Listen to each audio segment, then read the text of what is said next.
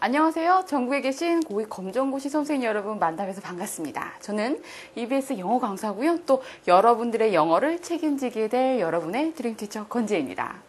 혹시 제가 지금 방금 무슨 티처라고 했는지 기억나세요? 제가 지금 뭐라고 말씀드렸냐면요. 드림티처라고 말씀드렸습니다.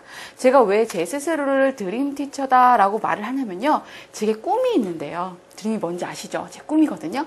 근데 꿈이 있는데요. 그 꿈이 뭐냐면 저와 함께 영어를 공부하는 분들이, 학생들이 좀 저를 통해서, 영어를 통해서 꿈을 좀 새롭게 만들고 그리고 이러한 꿈들을 이뤄나가면서 또 다른 누군가의 꿈이 될 수 있었으면 하는 그런 것들이 저의 꿈이거든요. 그래서 제가 늘 강좌를 하고 여러분들과 함께 공부할 때 이런 꿈들이 좀 실현됐으면 하는 이름으로 매일 제가 저보고 드림티처라고 불러요. 그러면 여러분들이 제 꿈이 조금 거하다 이렇게 생각하실 수 있으시잖아요. 그렇죠? 그러면 어떻게 제가 제 꿈을 이뤄나가는지 한번 궁금하시지 않으세요? 그러면 저와 함께 공부를 한번 해보면서 어떻게 제가 제 꿈을 이뤄나가는지 확인해 보시기 바랍니다. 그리고 또 이 꿈의 중심 안에는 여러분들이 꼭 함께 있어야 된다는 거 알고 계시죠? 그러면 같이 공부 시작해 보도록 하겠습니다.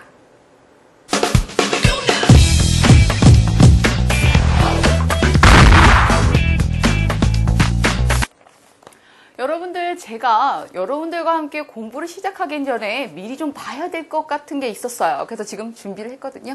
보고 계십니까? 보면은요, 여기 영어 출제 경향이라고 해서 최근 5년간의 기출 빈도표라고 되어 있어요. 봐봐요. 어떻게 생각하면 시험이라는 것은 우리가 지금 격파해야 돼. 우리가 좀 봐야 돼. 그런 거잖아요. 미리 상황을 알고, 이 아이가 어떤 아이인가 알아야지 공부가 잘 될 수 있겠죠. 그래서 우리 이번에 뭐를 하냐면요. 고2 검정고시 영어 시험이 어떤 식으로 출제되는지 한번 보도록 하겠습니다. 보세요. 출제 경향으로는요, 이런 것들로 나올 수 있어요. 사실상 이거 말고 하나가 더 있거든요. 근데 발음과 강세라는 게 있을 수 있는데요. 이 발음과 강세 같은 경우에는 사실상 거의 출제가 되지 않습니다. 그래서 이것을 제외한 단어와 수거, 그리고 문법, 생활영어, 독해 4가지 역량을 좀 살짝 보도록 할게요. 우선 단어와 수거인데요.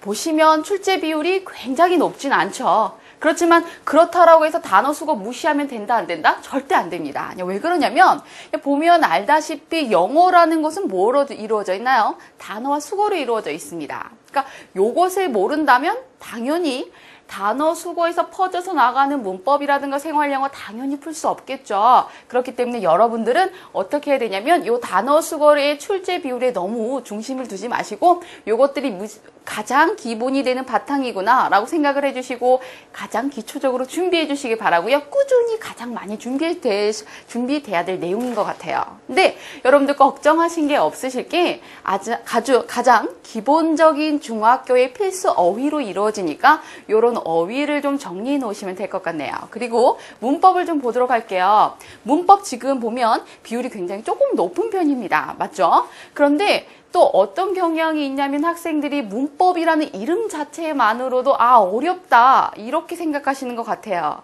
근데 그렇게 생각하면 안 되는 거 알고 계시죠? 여기서 보면은요. 영어 고임 영어에서는 나올 수 있는 문법이라는 게 저기 멀리 구석에 있는 게 아니라요. 가장 기본적이고 기초적이고 핵심적인 내용으로 구성되어집니다. 그러니까 여러분들이 이러한 기본적인 내용을 습득하시고 문제를 좀 풀어보신다면 굉장히 쉽게 잡을 수 있을 거라고 예상되어지네요. 그리고 생활영어입니다. 생활영어 보세요. 매년 비슷한 유형이다. 보세요. 시험을 위한 영어입니다. 그렇기 때문에 나올 수 있는 표현들이라는 거는 제한적이겠죠. 그래서 길 표현이라든가 전화 표현이라든가 몇몇 나올 수 있는 상황들을요. 여러분들이 정리해 놓으시고 요것들을 바탕으로 공부해 주시기 바랍니다. 그러면 여기서 벗어나는 내용이 사실상 많지 않을 거니까 여러분도 준비하시는데 굉장히 쉽겠네요. 그리고 독해입니다. 독해 보면요. 아마 여기서 보면 깜짝 놀라셨을 거예요. 보면 굉장히 높은 비율로 출제가 되고 있습니다. 그래서 고임 영어에서 사실상 독해가 중심이다. 이렇게 말해도 당연하구나 이렇게 생각할 수 있으신데요. 너무 걱정하지 않으셔도 되는 게 거기에서도 마찬가지로 구성되어지는 단어나 수거가 가장 기초적이고 필수적인 어휘로 되어 있고요. 또 내용 자체가 굉장히 길거나 모호하지 않기 때문에 푸는 데는 어렵지 않으실 겁니다. 단 여러분들이 좀 효과적으로 공부했으면 하는 마음이 계신다면 이 독해와 수거를 꾸준히 보시되 요 보실 때 그 안에 혹시 생활영어 표현이 그 안에 모르는 단어와 수거가 혹은 문법이 있나 확인해 하면서 보시면 굉장히 효과적으로 공부하실 수 있으실 겁니다. 그러면 다음 표를 좀 보도록 할게요. 이번에는 뭐냐면요. 영어 출제 경향별 학습 구성이라고 되어 있어요. 즉 무슨 말이냐면 우리가 이제 이러한 고임 영어 시험을 알았으니까 얘를 어떤 식으로 대비할지가 굉장히 중요하겠죠. 그래서 어떤 식으로 우리가 이 고임 영어를 화끈하게 확실하게 잡는지 보도록 하겠습니다. 보세요. 학습 구성입니다. 우리 처음에 어떻게 되는지 알고 계시죠? 이제 영어에 입문을 한 상황이니까 가장 기초적인 내용을 확실히 여기를 탄탄하게 잡아보는 기초 강의가 이루어질 거고요.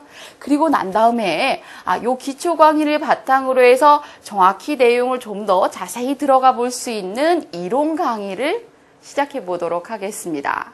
그리고 요 강의를 우리 끝냈다면 어떻게 돼요? 이제 실전에서 어떤 식으로 문제를 푸는지 확인해 봐야 되겠죠. 그래서 기출 문제풀이를 통해서 여러분들의 시험에서의 적응 그런 것들을 좀 감각 이런 것들을 높여보도록 하겠습니다. 됐습니까? 그 다음에 마지막 뭘까요? 마지막이라는 건 이제 내가 내용도 다 알았고 실질적으로 나오는 문제도 풀어봤습니다. 그러면 그 다음에 할 내용은 나만의 실력을 평가해 봐야 되겠죠. 이렇게 평가할 수 있는 게 모의고사구나. 즉 모의로 보는 시험, 즉 내가 실제 시험이다 라고 생각할 수 있는 그런 모의고사들 연결될 수 있겠죠. 그리고 마지막으로 되는 게 이제 다 공부했습니다. 그리고 딱 가는 것보다는 우리 중요하게 생각돼야 될 내용 마지막에 좀 정리하면서 보고서 난 다음에 시험을 보러 가는 게 여러분도 굉장히 좋을 것 같죠. 그래서 펼쳐지는 게 마지막 파이널이라고 되어 있는 비법 노트, 즉 여러분들이 마지막에 꼭 중요하게 알아야 될 키포인트 같은 걸 잡아보고요. 마찬가지로 쪽집게, 즉 어떤 것들이 나온다. 요걸 좀 중심해서 봐 라는 특강이 여러분들을 위해서 이루어질 겁니다. 그래서 이런 식으로 여러분들의 학습이 구성될 내용입니다. 그러면 우리가 우선은 처음 만났으니까 그냥 지나치기보다는 기본적으로 영어를 조금은 공부해보고 이 시간을 좀 알차게 보낸 다음에 다음 실전 강의로 하나하나 들어가 보는 게 좋을 듯해서 우리 오늘 잠깐 공부를 좀 해보도록 하겠습니다. 괜찮습니까? 그러면 바로 들어가 보도록 할게요. 여러분들 영어를 한번 처음 봤을 때를 생각해 보세요. 우리 뭐 먼저 영어를 봤을까? 생각을 해보니까요. 아마 여러분들 이렇게 말할 수 있어요. 알파벳, A, B, C, D요. 뭐 이렇게 말할 수도 있는데요. 우리 그거는 조금 너무 아래니까요. 그 윗단계를 생각해 볼까요? 그렇죠? 영어를 여러분들이 처음 접했을 때는 아마 제가 생각했을 때 단어라고 생각되어집니다. 맞죠? 그래서 단어 하나하나가 있었을 텐데 이 단어가 어땠나요? 굉장히 많더라는 겁니다.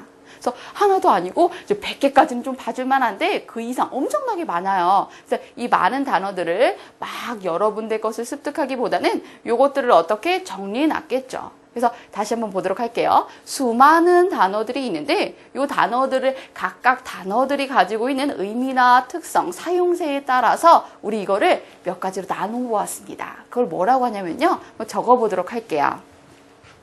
팔품사다라고 말을 합니다.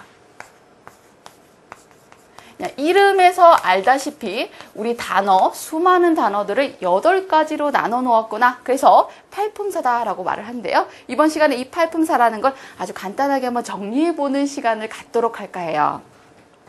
우선 하나하나 팔품사가 뭔지 짚어볼 텐데 첫 번째 여러분들이 그 볼 팔품사는 바로 명사입니다. 명사라고 되어 있는데요. 명이 이름 명자거든요. 즉 명사라 하면 이 세상의 모든 것들이 그게 살아있든 살아있지 않든 뭐 이렇든 간에 모든 것들이 뭐를 갖고 있나요? 이름을 가지고 있죠. 그래서 명사라는 것은 이 세상 모든 것들의 이름이구나.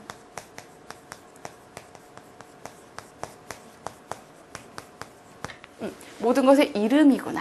그래서 뭐 예를 들면은 구체적인 사람의 이름일 수도 있고요. 혹은 여기에 있는 분필일 수도 있고요. 사람 뭐 이렇게 다양하게 됩니다. 그래서 예를 들자면 뭐 pencil 이런 식으로 될 수도 있고 사람의 이름인 Jane 이렇게 들어가도 되겠죠. 이해되십니까? 그럼 두 번째 들어가 볼까요? 두 번째가 뭐냐면은요. 대명사인데요. 대명사라는 거는 뭐를 말할까요? 보면은 이거 왜 첫 번째 배운 거랑 이름이 비슷하다라고 생각하실 거예요. 즉 명사라는 게 모든 것의 이름인데 그 이름을 대신 가리키는 겁니다. 이해되셨습니까? 이름을 대신한다라는 말이에요. 그러면 이름 대신한다는 게 무슨 뜻이지? 라고 말을 하면 혹시 기억나세요? 제 이름이 권지혜입니다. 그러면 제가 권지혜 이렇게 말을 해도 되겠지만 다른 사람들이 나를 그녀는 이라고 불러도 되고요. 저는 또한 나는 지금 말했네요. 나는 이라고 말해도 되겠죠. 혹은 펜슬이라면 그것 이렇게 말해도 되겠죠. 즉 구체적인 이름 대신에 이용하는 것들을 우리는 대명사다라고 말하는구나. 자, 그러면 이 대명사에는 어떤 것들이 있냐면 굉장히 하나가 아니라 몇몇 가지들이 있죠. 상황에 따라 아무거나 막 쓰는 게 아니라요. 그 정해진 상황에 맞춰서 이 몇몇 것들을 이용해 쓰신다라고 생각해 주시면 될 것 같은데요. 그럼 정해진 상황이 무엇이냐라고 말하면 지금 바로 말씀드릴게요. 우선 인칭이라는 것에 맞추셔야 되고요. 그리고 수라는 개념에 맞추셔야 됩니다. 그러면 인칭은 뭐고 수가 뭡니까? 라고 말하면 인칭이라는 거는요. 세 가지로 나누어져요. 첫 번째 1인칭, 2인칭, 3인칭인데요. 1인칭은 내가 제일 중요하죠. 1등 1인칭. 그리고 내가 알고 있는 너, 즉 너가 2인칭. 그리고 그 이외의 모든 것들 제3자 3인칭이다 라고 하는구나. 그리고 그것과 맞붙어 수, 즉 하나냐, 단수, 여러 개냐, 복수 요렇게에 따라서 여러분들이 각각 집어넣을 수 있는데요. 요 위에 있는 예를 통해서 한번 보도록 할게요. 우선 위에 펜슬이라는 이름이 있었어요. 그쵸?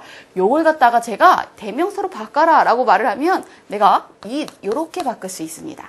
왜? 하나고요 3인칭이거든요. 야, 그러면 여기 제인이라는 이름이 있죠. 이 제인을 갖다가 내가 대명사로 바꿔라 라고 말을 하면 사람이고요. 그리고 여자고요. 한 명이잖아요. 그러면 쉬구나.